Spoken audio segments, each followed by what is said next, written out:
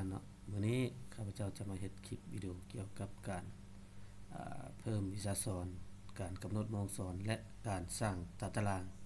อยู่ในระบบ Smart School ของพวกเราเนาะซึ่งสิมีกระบวนการและขั้นตอนในนั้นอยากให้อาจารย์ติดตามเบิ่งนํกันเนาะแล้วก็อยากให้อาจารย์เบิ่งให้มันจบเนาะอาจารย์เนาะคันซั่นอาจารย์สิบ่เป็นเนาะไปเบิ่งนํกันเลยเนาะอาจารย์เนาะข้าพเจ้าจะขอยกเอาเมืองใดเมืองหนึ่งเนาะขึ้นมาเป็นตัวอย่างเนาะอาจารย์เนาะข้าพเจ้าจะขอเลือกเอาเมืองเวียงคำนี่ซะเนาะและเอาปฐมโนนสว่างขึ้นมาเป็นตัวอย่างเนาะแล้วก่อนที่เราจะไปกำหนดวิชาเนาะไปเพิ่มวิชาสอนหมายความว่าอยากให้อาจารย์เข้าใจว่าอยู่ใน3ข้อนี้เนาะ11 12 13นี่มันจะสัมพันธ์กันเด้ออาจารย์เด้อมันจะเป็นต้องโซ่เนาะอาจารย์เนาะถ้าอาจารย์บ่เริ่มจาก11มา12 13จะใช้งานบ่ได้เนาะฉะนั้นต้องเริ่มจากเมนูที่11นี้ครูสอนทับพนักงานเนาะอาจารย์เนาะครูสอนทับพนักงานนี้กดปุ่มซ้ายเข้าไปเลยเนาะอาจารย์เนาะของเมาส์แล้วอาจารย์ก็มากวดเบิ่งอาจารย์ไต่คำเนาะอาจารย์ไต่คำนี่เราบ่ทันได้เพิ่มวิชาสอนเห็นป่ะอาจารย์เวลาอาจารย์จะป้อนคะแนนของแต่ละเดือนนะป้อนบ่ได้ก็เกิดจากนี่แหละอาจารย์1อาจารย์บ่ได้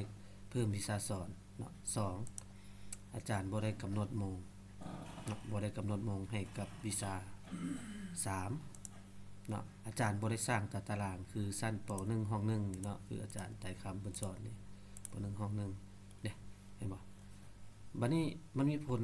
ส่งไปถึงแอปพุ่นอาจารย์เนาะส่งไปถึงแอปที่อาจารย์จะป้อนคะแนนหั่นแล้วก็ฟดกันแล้วอยู่ในกลุ่มว่าโอ้อาจารย์เลือกวิชาบ่ได้นะอาจารย์ป้อนคะแนนบ่ได้เหตุมันเกิดจากนี่แหละอาจารย์เนาะฉะนั้นข้าพเจ้าจะเฮ็ดให้ละเอียดเนาะให้เบิ่งละเอียดเลยเด้ออาจารย์เด้อกลับคืนมาเมนูที่11เนาะอาจารย์เนาะเมนูที่11แล้วก็ไปเพิ่มวิชาสอนให้กับอาจารย์ผู้นั้นเนาะตัวอย่างว่าอาจารย์ไต่คำนี้เนาะเฮาก็มาแก้ไขกรณีเราบ่มีวิชาสอนเนาะอาจารย์ก็มาเพิ่มอยู่นี่โลดแหละอาจารย์เลือกเนาะเราสอนขั้นปได้นี่ขั้นเรียนป .1 เนาะนี่เด้เลือกห้องป .1 ก็เลือกป .1 ให้เราวิชาทับอิฐนี่ก็เป็นภาษาลาวเนาะอาจารย์เนาะภาษาลาวนี่เราสอนจักชั่วโมง10ชั่วโมงตัวอย่างว่าเนาะ10ชั่วโมงแล้วต่อมาก็ห้องป .1 วิชาคณิตศาสตร์นี่เราสอนอยู่จักชั่วโมง5ชั่วโมงต่ออาทิตย์ก็ใส่5ให้เราต่อไปชั้นป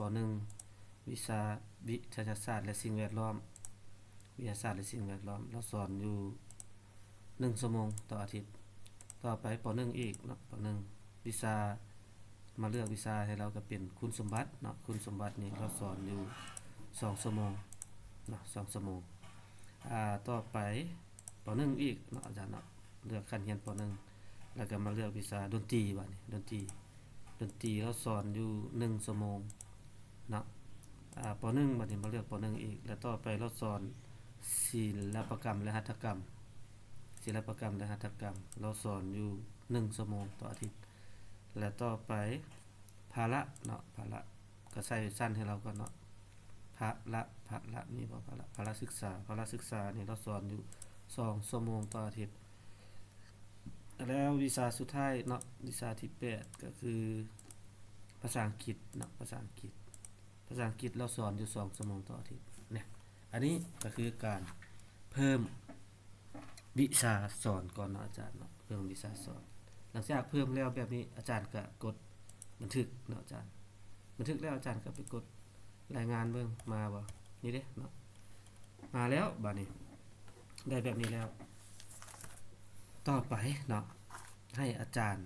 ไปเมนูที่12เนาะไปกำหนดโมงบัดนี้อาจารย์ไปกำหนดโมงตามนี่แหละภาษาลาวนี่จักชั่วโมงต่ออาทิตย์คณิตศาสตร์จักชั่วโมงต่ออาทิตย์จนฮอดภาษาอังกฤษเนาะจักชั่วโมงต่ออาทิตย์ก็ไปกำหนดโมงเนาะอาจารย์เนาะมาเมนูที่12นี่เลยอาจารย์กำหนด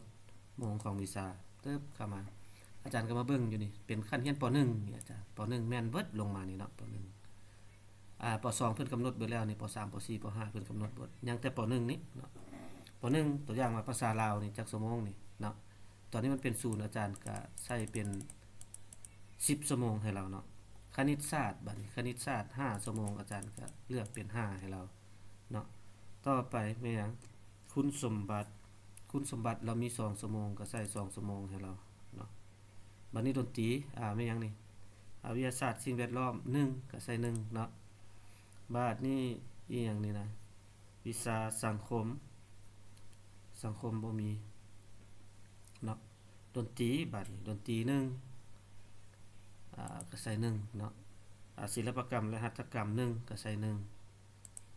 เนาะบัดนี้พละศึกษามีบ่พละศึกษา2ก็ใส่2เนาะภาษาอังกฤษ2ก็ใส่2ต่ออาทิตย์นี่เขาเรียกว่าการกำหนดโมงสอนให้กับวิชาเนาะอาจารย์เนาะนี่เด้กำหนดชั่วโมงสอนของแต่ละวิชาประจำแต่ละชั้นเรียนมันก็มีหัวข้ออยู่นี่อาจารย์ต้องมากำหนดอยู่นี่ก่อนเนาะอาจารย์เนาะอย่างนี้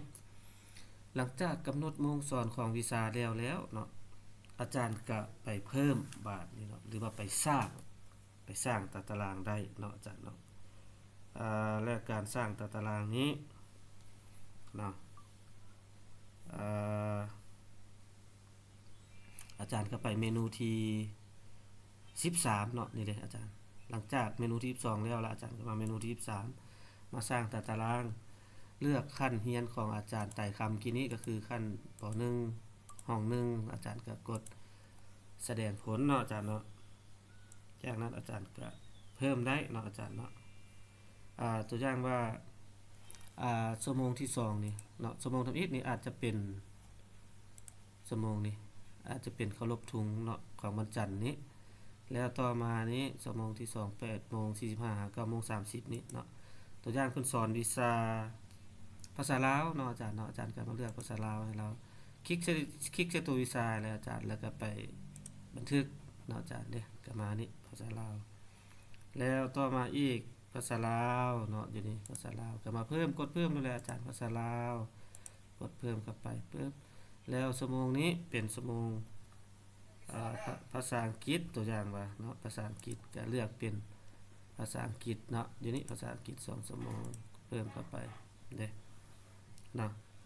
แล้วมื้อนี้บาดนี้ตอนแรงนี่วิทยาศาสตร์และสิ่งแวดล้อมตัวอย่างว่าวิทยาศาสตร์และสิ่งแวดล้อมอยู่นี่ก็กดเข้าอยู่นี่เนาะอาจารย์เนาะเนี่ย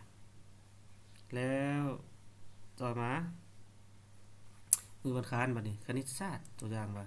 ชั่วโมงนี้เป็นคณิตศาสตร์อาจารย์ก็เลือกคณิตศาสตร์เนาะแล้วตัวนี้ก็คณิตศาสตร์ต่อมานี่คณิตศาสตร์อาจารย์ก็เลือกคณิตศาสตร์แล้วตัวต่อมาภาษาลาวอาจารย์ก็มาเลือกภาษาลาวเนาะอย่างนี้ก็เลือกเป็นภาษาลาวแล้วเนาะแล้วตอนแรงบัดนี้ตอนแรงเราสอนคุณสมบัติเนาะคุณสมบัติมีบ่คุณสมบัติอยู่ซ้ายอยู่นี่คุณสมบัติบัดนี้วันพุธบัดนี้วันพุธเราสอนหยังภาษาลาวก็มาเพิ่มภาษาลาวเข้าไปให้เราภาษาลาวแล้วตัวนี้ก็ภาษาลาวบัดนี้ต่อมานี้เป็น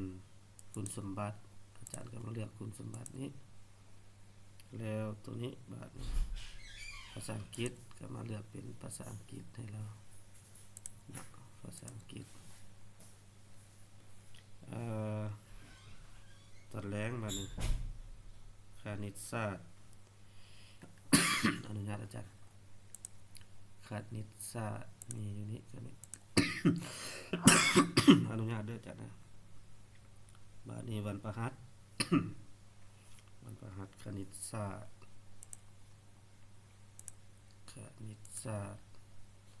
นี่ก็คณิตศาสตร์อันนี้ก็ภาษาลาว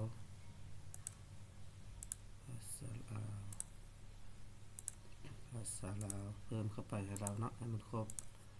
ภาษาลาว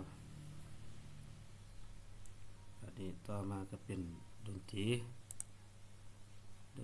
มีบ่ดนตรีนี่เดี๋ยวใส่ดนตรีนี่ดนตรี1ชั่วโมง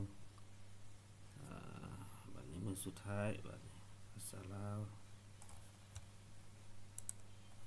ภาษาลาวตัวนี้ก็เพิ่มเป็นภาษาลาวมื้อวันศุกร์เนาะภาษาลาวเบิดเนาะภาษาลาวต่อมาศิลปกรรมและหัตถกรรมอันนี้ศิลปกรรมเพิ่มเข้าไป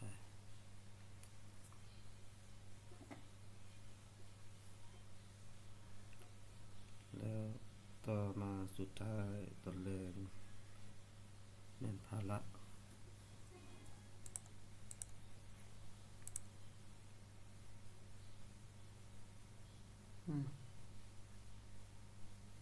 ตัวนี้ผิดเนาะภาระโอเคอาจารย์ตายคำแล้วตัวนี้ศิลปกรรมมันแรกศิลปกรรมและหัตถกรรม2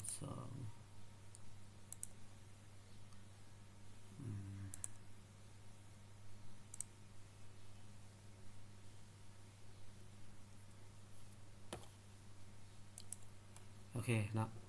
หลังจากที่อาจารย์เพิ่มได้แบบนี้แล้วเนาะอาจารย์เนาะก็ถือว่าจบเนาะอาจารย์เนาะจบสำหรับการเพิ่มวิชาสอนกำหนดโมงแล้วก็มาสร้างตารางการสร้างตารางได้แบบนี้แล้วเนาะอาจารย์เนาะอาจารย์อย่าลืมมากดสร้างวิวให้บัดนึงเด้ออาจารย์เด้อกดสร้างวิวคันซั่นสิไปใช้งานอยู่แอปบ่ได้เนาะอาจารย์มันสิบ่ออก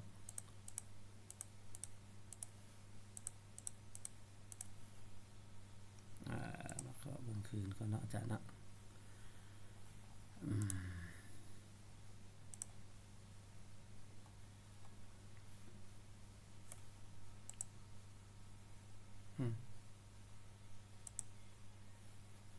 เอา1 1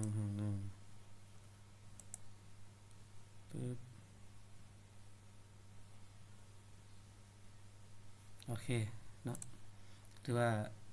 สำเร็จเนาะการสร้างตารางการเพิ่มวิชาสอนการกำหนดโมงสอนก็สิมีประมาณนี้เนาะอาจารย์เนาะมีประมาณนี้และส่วนการป้อนคะแนนเดี๋ยวข้าพเจ้าจะเฮ็ดอยู่เบื้องโทรศัพท์อีกบัดนึงเนาะอาจารย์เนาะข้าพเจ้าจะเฮ็ดอยู่เบื้องโทรศัพท์อีกบัดนึงเด้ออาจารย์เด้อสำหรับคลิปวิดีโอนี้ขอจบด้วยเพียงเท่านี้ก่อนเนาะอาจารย์เนาะขอขอบใจอาจารย์